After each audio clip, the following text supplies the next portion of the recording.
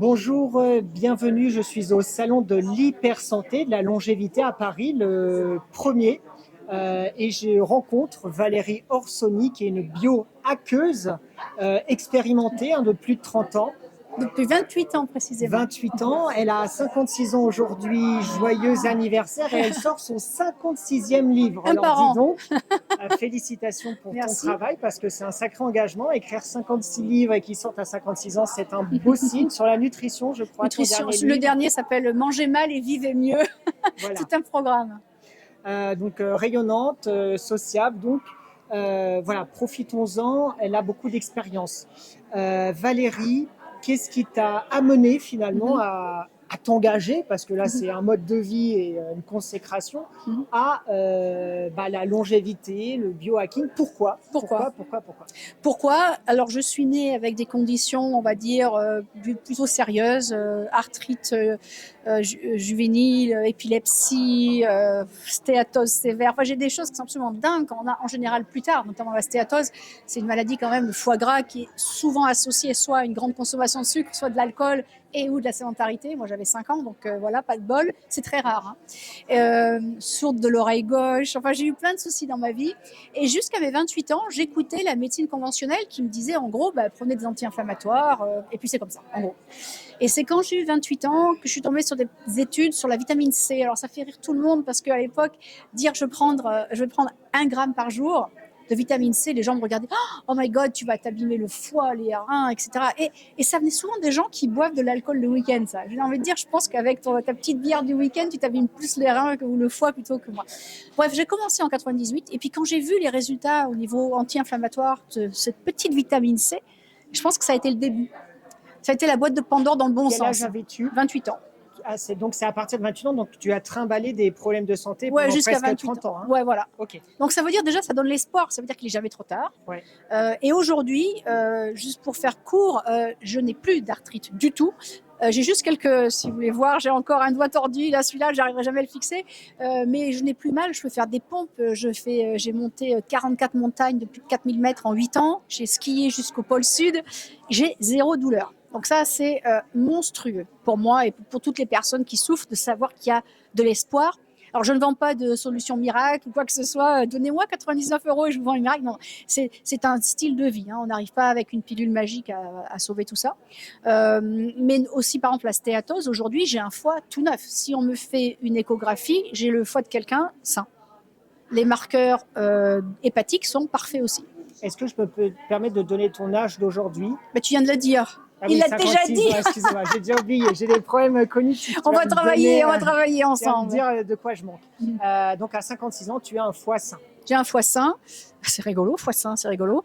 Et en fait, je suis en permanence beaucoup de marqueurs. Alors c'est vrai que les gens rigolent un peu en me disant, toujours en train de mesurer quelque chose. Je pars du principe qu'il faut se tester, faire des itérations, retester, vérifier, ajuster tout ce qu'on fait. Alors, c'est vrai qu'on me dit souvent, qu'est-ce que je devrais prendre? Et en fait, ça, c'est la mauvaise question. Parce que je parle souvent des 5 piliers du biohacking.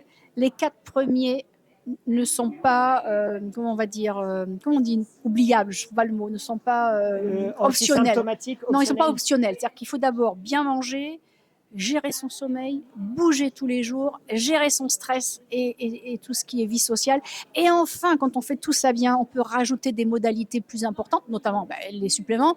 Mais moi, j'ai un caisson hyperbare à la maison. Et j'ai une anecdote, tiens, je vais te raconter. Des fois, quand je publie sur Instagram, je dis voilà, je fais ça. Alors, je mange bien, je dors bien. Et en 24e position, je dis je fais aussi un peu de caisson hyperbare. Il y a toujours 2 ou 3 personnes pour dire ah oui, mais alors moi, j'ai pas les moyens d'avoir un caisson hyperbare, alors ça marche pas. Non, il y avait 24 trucs gratuits à faire avant. La lumière naturelle, par exemple, ça coûte rien. Faire 50 squats, ça coûte rien. Et puis, je n'ai jamais bu d'alcool. Donc, comme je dis toujours aux gens, si j'avais mis de côté chaque sou depuis 17 ans, correspondant à la bière, à l'apérol spritz et tout, j'aurais pu m'acheter encore plus de caissons. Donc, c'est aussi une question de choix. Absolument. Quelles sont les 5 erreurs les plus flagrantes qui nuisent à notre longévité, c'est-à-dire vivre longtemps et en bonne santé. Et en Parce bonne que santé. si on vit longtemps mais en mauvaise santé, c'est Ça, un peu ce sont dommage. les life spanners. C'est ceux qui vivent très longtemps, mais ils s'en foutent d'être en bonne santé. Moi, je suis health spanner. Je veux vivre longtemps en bonne santé. Alors, la première erreur, c'est ignorer l'importance dramatique, critique du sommeil. Les gens se couchent trop tard. En France, en plus, les gens se couchent trop tard. Et on me dit, je peux pas, c'est comme ça. Non, si. Si tu savais à quel point ça te rend malade de te coucher tard, si tu n'as pas envie de tomber malade dans 10 ans, mais prends soin maintenant. Moi, je me couche à 9h. À 9h30, c'est éteint. Hier, il y avait un dîner. Le dîner des speakers, des gens qui allaient parler ici. Et bien, à 9h, je suis partie. Alors, on va me dire que je suis mal élevée. J'estime que prendre soin de ma santé, c'est pas mal élevé. Quand je fais un dîner chez moi, il commence à 19h, 18h30. 18h, on arrive, dans un petit apéro, 19h, on mange, à 20h, 21h, tout le monde est parti. Pour moi, c'est la première erreur, c'est d'oublier ou d'ignorer, volontairement ou non, l'importance du sommeil. Et après, sommeil profond, sommeil... Vous savez, les gens qui font... J'ai une pensée toute particulière pour les gens qui font les 3-8, pour les gens qui vont être pilotes d'avion la nuit, qui vont ramasser nos poubelles, qui vont être infirmiers, médecins de nuit. Tous ces gens-là, ils sacrifient leur vie pour nous quand même, parce que c'est vraiment des métiers qui vous épuisent. Donc la première erreur, c'est d'oublier l'importance du sommeil ou de l'ignorer. La deuxième, c'est l'alcool. Il faut arrêter de dire qu'un verre de vin, c'est bien. Non, 0 verre de vin, c'est mieux qu'un verre de vin. Le paradoxe français, c'est une arnaque totale. C'est une étude qui a été très mal menée, qui a enfin été explosée il y a quelques mois par des chercheurs qui ont dit « Attends, cette étude, c'est n'importe quoi ». Donc ça, il n'y a aucune quantité d'alcool qui soit bonne, point barre. Donc ça, c'est deux. Alors bien évidemment... Est-ce que tu pourras me donner la source de cette étude? Bien je sûr, la mettrai, ouais, bien sûr, dans je te les donnerai. Commentaires, voilà. Ensuite, 3, ça va être le manque de sport au sens de mouvement. Il y a trop de gens qui me disent « Ah ouais, mais moi, j'aime pas le sport ». Ça n'existe pas de ne pas aimer le sport. On est des animaux, on est censé bouger. Alors, je ne dis pas qu'il faille aller faire un marathon tous les jours, mais marcher régulièrement, quotidiennement, faire de la force. Le muscle, c'est quand même pour moi le premier supplément longévité, c'est le muscle. Il faut bouger. Bouger. Ça, c'est la troisième erreur, c'est d'imaginer qu'on puisse traverser les années sans se bouger, sans faire de muscle. Ça, c'est 3. 4, ça va être faire n'importe quoi au niveau supplémentation. Ça va être m'écouter moi et dire « Oh, c'est intéressant ce qu'elle dit, je vais faire comme elle ». Surtout pas.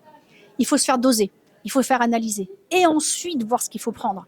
C'est pas parce que moi je prends 10 mg de mélatonine le soir que ça va marcher pour tout le monde. D'accord ? Et 5, la 5e erreur, c'est de suivre des médecins poussiéreux. Les médecins poussiéreux, c'est ceux qui vont vous dire que les suppléments ne marchent pas, que le collagène n'atteint pas sa source, toutes ces choses que j'entends parfois sur les plateaux de télé français, ça me fait bondir. Donc il faut prendre des médecins, se faire suivre par des médecins de médecine fonctionnelle ou moderne qui acceptent de remettre leurs connaissances à jour. Ok. Et bim. Je vais partager moi aussi mes 5 plus grosses erreurs sur la santé. Je pense que la première, c'est de ne pas s'intéresser à sa santé et de remettre sa santé dans les mains d'autorités. Ah oui. C'est-à-dire sans réfléchir. C'est-à-dire qu'une autorité dans son domaine, elle est respectable. Un médecin fait des études, un infirmier ou des praticiens de santé au naturel. Mais il faut savoir s'approprier le savoir. Ok, on me dit ça, qu'est-ce que moi j'en fais? Si je bois le savoir sans me remettre en question, je trouve ça dommage. Parce que, la science évolue. Donc le savoir d'aujourd'hui ne sera peut-être pas le savoir de demain, il sera peut-être contredit dans 5 ans, 10 ans. Tout à fait. Et un être humain peut se tromper. Un être humain ne sait pas tout le temps. Ne serait-ce que fatigué, il peut vous donner un moins bon conseil. Donc il faut s'approprier soi-même qu'est-ce que la santé, comment est-ce que moi je me sens, et c'est la deuxième erreur, c'est de ne pas s'écouter son corps. Même quelqu'un qui sera intéressé par le bio, il va manger bio et des pilules, mais il ne sait pas trop pourquoi. Il écoute, est-ce que ça lui fait quelque chose? Oui, non. Pas assez attentif à je fais ça, qu'est-ce que ça fait? Je me suis couché plus tôt, qu'est-ce que ça me fait? Voilà.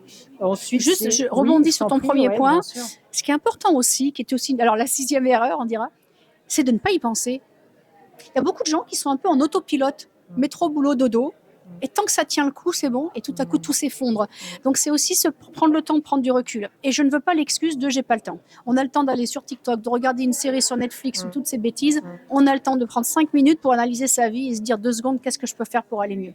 Alors, ce qui est intéressant par rapport à ça, ça me fait penser, c'est le manque d'amour envers soi. Oui. C'est-à-dire, de par notre enfance, on peut avoir enregistré qu'on n'avait pas beaucoup de valeur ou notre environnement nous a renvoyé à que finalement, nous, c'est pas très important, sauf qu'on a internalisé cette croyance, mais on l'oublie. C'est-à-dire qu'on l'oublie, et si inconsciemment, on a enregistré qu'on n'a pas beaucoup de valeur, que s'aimer, bah non, je m'aime pas, Mhm. bah alors on peut ne pas prendre soin de soi, alors on peut laisser la porte ouverte à l'autodestruction, puisque on n'y a pas de barrière pour dire non, mais là, moi je m'aime, ça c'est non. Oui. Vous voyez? Donc le fait de s'aimer soi-même, et je pense qu'on est nombreux Il y a une honte dans aussi. ça.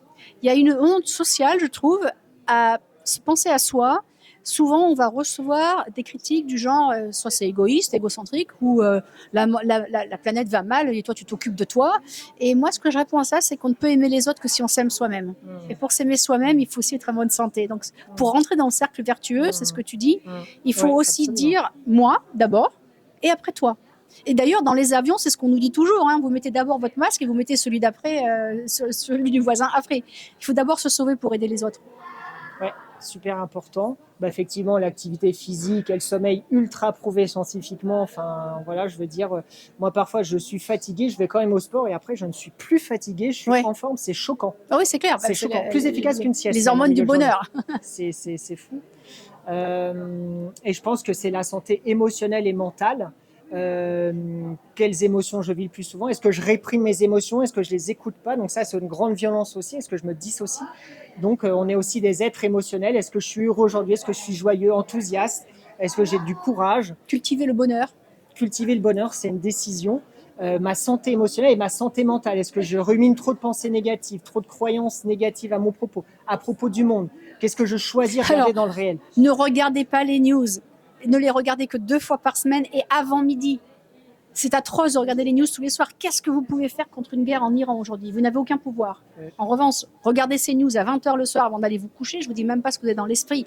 Et puis, si vous ne le savez pas, c'est pas grave. Vous ne pouvez rien faire. Donc moi, c'est 2 fois par semaine, pas plus. Des fois, je suis pas au courant de quelque chose et franchement, je m'en porte plus. Je m'en porte mieux, je veux dire. Oui, il faut faire attention à qu'est-ce qu'on choisit d'écouter. Ouais. Alors, il y a des choses d'être connecté au réel, c'est intéressant, mais qu'est-ce qu'on peut faire et qu'est-ce qu'on ne peut pas faire? Et parfois, si on s'occupe trop de ce qu'on ne peut pas changer, c'est un peu dommage, sachant qu'il peut y avoir des addictions émotionnelles. On peut être addict à la crainte, à la peur, à la sécurité, à la terreur, et du coup, on va rechercher ça. Et il ne faut pas oublier que les réseaux sociaux ne vous renverront que ce que vous regardez déjà.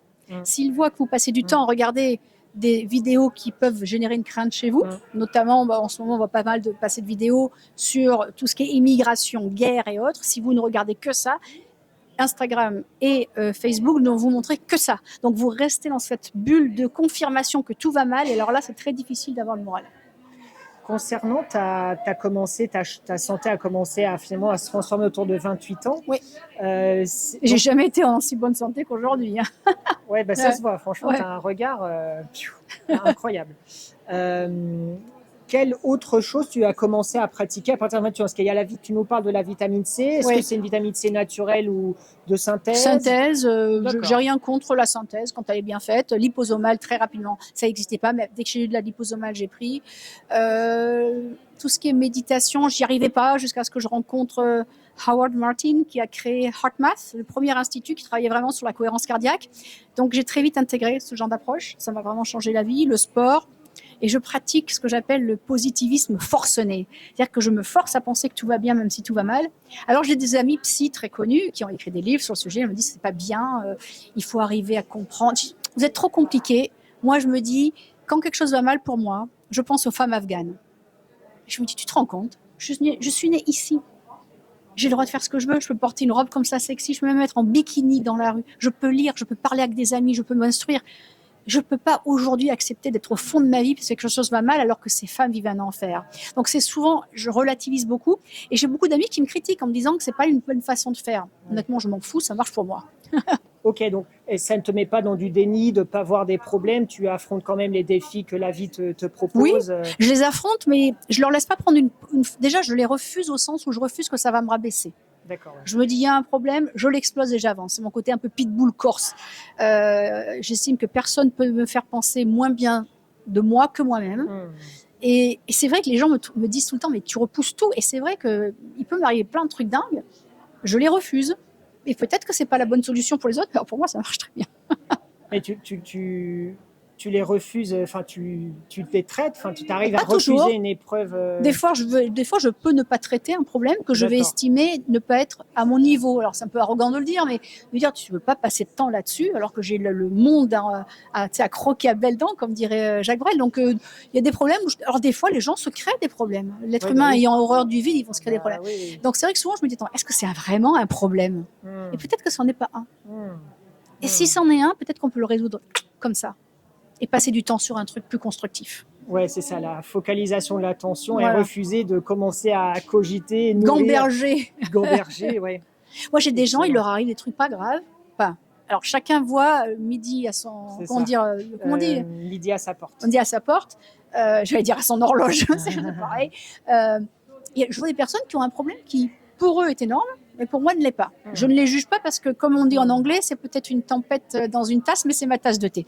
Mais néanmoins, je me dis, attends, mais pourquoi ils ne prennent pas du recul? C'est pas si grave. Ah, tiens, j'ai un exemple. On est à un événement, le sommet de l'hypersanté, Ouais, et ce matin, il y a eu une panne d'eau dans tout le quartier. J'ai entendu des gens dire, oh, c'est la catastrophe, il n'y a plus d'eau. Et il y a des gens qui ont dit, bah, attends, ils ont commandé des bouteilles, c'est bon, ça va passer. C'est deux analyses différentes. On voit tout de suite l'impact au niveau du cortisol, de la gestion du stress, de tout. Ouais, c'est vrai. Et c'est un non-événement, c'est rien du tout. Il manquait de l'eau, mais on est sûr qu'il va y en avoir. Oui, bah oui. Donc, pour moi, c'est ça. Dans ma vie, la façon que j'ai à gérer, c'est pas grave. Il y a un magasin, j'ai l'argent pour aller acheter une bouteille d'eau. Hein, donc, voilà. J'ai feuilleté ton bouquin tout à l'heure, le Oui. 56e sur la nourriture. Je vois que tu parles des aliments où il y a trop d'oxalate. Oui. Ça n'a pas l'air bon. J'ai entendu ça d'une autre médecin. Donc, parce qu'il y a des noix de cajou dedans, des épinards. Moi, c'est des aliments que je mange, que j'ai l'impression naturels, qu'ils sont bons, les aliments bio. Et pour toi, alors, il faut les réduire. Est-ce que tu peux nous en parler un peu plus de ces aliments? Alors, j'aime pas les interdits. C'est-à-dire que je ne dis pas qu'il ne faut pas en manger, sauf si vous avez des pathologies avec des allergies, des réactions très graves. Mais, ou si vous faites facilement, par exemple, des calculs rénaux, comme les oxalates précipitent le calcium, clairement, on va éviter si on a une tendance à faire des calculs. Mais par exemple, le kale qui a été encensé, oh là là, il y en a partout, les épinards cuits, les amandes dans une moindre mesure et autres, contiennent beaucoup d'oxalates. Si on en mange une fois de temps en temps, ça va. Mais moi, j'ai des amis qui mangent du kale tous les jours. Et là, pour le coup, on rentre dans le trop. Hein. Okay. Le trop, l'ennemi du bien, souvent. D'accord, oui. Donc, c'est pas un interdit fondamental comme un aliment qui non, moi, j'aime pas bon interdire. Nous, à part le sucre. Mais qui est riche, le sucre raffiné. Voilà. Oui, il y a des aliments qui sont pas terribles du tout. Ça aussi, très renseigné scientifiquement. D'accord, tu parles aussi de viande fraîche plutôt, de poisson cuit tout de suite. Donc, plutôt d'accord avec pas l'omnivorisme, mais tu n'es pas dans la team végétarisme. Quoi, hein. Même que j'en reviens, j'ai même été crudiste vegan à un moment. Ça, c'est intéressant. J'ai été crudiste vegan, j'ai été végétarienne, j'ai été pescatorienne, j'ai tout testé un petit peu. Pescatorienne, c'est quoi? Tu manges une unique source de protéines, c'est le poisson. Mais tu manges d'autres choses. D'autres choses, ouais. Mais tu manges pas de viande, pas d'œufs, pas de produits laitiers. D'accord, très bien. Mais maintenant, avec tout ce que j'ai lu, tous les gens que j'ai rencontrés, les experts et autres, et surtout les rapports idiots des années 70 qui ont façonné la génération hippie qui mangeait du riz complet et machin, dont mon père et moi, on faisait partie avant, on se rend très bien compte que ces rapports ont été très manipulés. Et c'est pas du complotisme, hein, c'est simplement, si tu sais lire un rapport, tu t'en rends compte. Et donc maintenant, je suis plutôt à une approche de nourriture, ce que j'appelle la vraie food, real food. Un bon steak n'a jamais tué personne. Tu peux le cuire dans du beurre clarifié, le ghee. J'adore ça. C'est très bon pour la santé. Ça supporte les fortes températures. Quelques légumes. Mais jusqu'à présent, la viande rouge était considérée comme quelque chose de mauvais. Alors, je ne parle pas pour de la souffrance animale. Si on est vegan pour cette raison, c'est différent. Ouais. Je parle des gens qui sont privés à cause de la santé. C'est absolument pas mauvais. Les études qu'on nous a, dont on nous a abreuvées étaient très mal faites et pilotées par certains grands groupes de l'agroalimentaire. Et à nouveau, je peux paraître complotiste quand je dis ça, mais dans mon livre, j'explique d'où viennent toutes ces informations. Oui, alors justement, je prendrai quelques sources et puis voilà, on parle et puis si on peut étayer son propos avec des études ou des argumentations, c'est intéressant. Au niveau nutrition, est-ce que donc j'ai l'impression que tu n'es pas trop la team céréales, même complète. Ah non, zéro. Ouais. On n'a pas besoin de céréales. Bio ou pas, bon bio, alors il y a moins de pesticides, on est content, youpi. Mais les céréales complètes, en général, elles contiennent quand même de l'acide phytique. Il n'y a pas de hasard. Il y a 2000 ans de ça, les Asiatiques ont commencé à manger du riz blanc. Pourquoi diable se sont-ils embêtés à enlever l'enveloppe de quelque chose qui était facile à manger avant? Pourquoi? Parce qu'ils se sont rendus compte qu'ils avaient des problèmes de santé. Ils avaient des problèmes de santé et ceux qui mangeaient du riz blanc ne l'avaient pas. C'est comme ça que c'est né. Il y a 2000 ans, on a enlevé l'enveloppe du riz, on s'est rendu compte, comme il n'y avait plus, il y avait moins de cyanure et surtout pas d'acide phytique. L'acide phytique est un antinutriment. Donc, si on mange du riz complet ou une céréale complète, avec autour une enveloppe qui contient un antinutriment, on ne va pas prendre les bonnes choses qui viennent à côté. Et ça, c'est quelque chose que moi j'ai ignoré pendant 20 ans où je mangeais du riz complet, surtout pas de riz blanc, my God. Et quand on parle de l'indice glycémique, mais c'est une arnaque totale. L'impact glycémique du riz complet par rapport à du riz blanc qui est cuit correctement, c'est-à-dire rincé avant cuisson, rincé après cuisson, conservé 12 heures au frigo, l'impact glycémique du riz blanc fait comme ça est plus faible de 4 par rapport au riz complet cuit comme d'habitude. On passe à un indice, je n'aime pas parler de l'indice glycémique en 2026, c'est un peu ringard, mais c'est 24 pour le riz complet en gros, et le riz blanc cuit, comme je viens de le dire, c'est 20. Ça reste du sucre de toute manière dans les deux cas, donc c'est pas conseillé, mais voilà. Qu'est-ce qui t'a fait quitter le végétarisme et véganisme ? Déjà, je suis intolérante à tous les FODMAP, c'est-à-dire que je peux manger aucune légumineuse et aucun crucifère. Donc pas d'oignons, pas d'ail, pas de pois chiches, pas de lentilles, pas de brocolis, pas grand-chose. Donc, il ne restait pas grand-chose à manger. C'est ça. Ça, je suis malade depuis toute petite. J'ai eu ça depuis petite. Et puis, quand même, les protéines, c'est bien gentil, mais j'ai très, très, très peu d'amis qui soient véganes et qui soient vraiment en vraie bonne forme. Je les vois assez maigres, assez secs. Ils ont souvent des problèmes plus tard d'ostéoporose, etc. Donc, je me suis dit, prenons du recul. Peut-être que j'avais tort de vouloir être crudiste, végane. Donc, je me suis renseignée et je me suis dit que finalement, il fallait que je mange d'autres choses. Et j'ai changé comme ça. Oui, j'ai un ami qui, lui, s'est mis au végétarisme strict, et je crois végétalisme, il me semble. Enfin, plus de produits animaux. Et effectivement, en 6 mois, il a eu des gros problèmes de dents. Ah, ça, c'est les noix. Souvent, ils mangent des noix qui n'ont pas été grillées ou trempées. Ça entraîne des gros problèmes de dents. Ah oui? Ouais. Donc, si on mange des noix de cajou comme ça régulièrement, des noix, si elles n'ont pas été grillées. Il y a une raison pour laquelle, depuis des centaines d'années ou des milliers d'années, on fait griller, retire les noix, les noix, tout ce qui est amandes et autres, ou qu'on les faisait tremper. C'est parce que ça enlève justement une partie de l'acide phytique. D'accord, donc en fait, si on mange des noix de cajou, des amandes, des noisettes, il faut les faire tremper ou les faire torréfier à la plante. Alors, il y en a certaines, comme les noix de cajou, qui ne sont pas concernées, mais celles qui ont une enveloppe, comme les amandes notamment, ou les noisettes, oui. D'accord.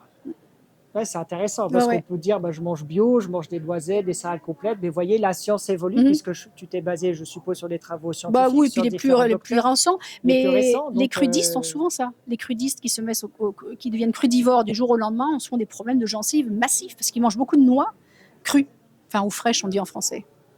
Super intéressant. Voilà. Super intéressant. Quelles sont les 3 leçons de sagesse les plus importantes que tu as appris de la vie ?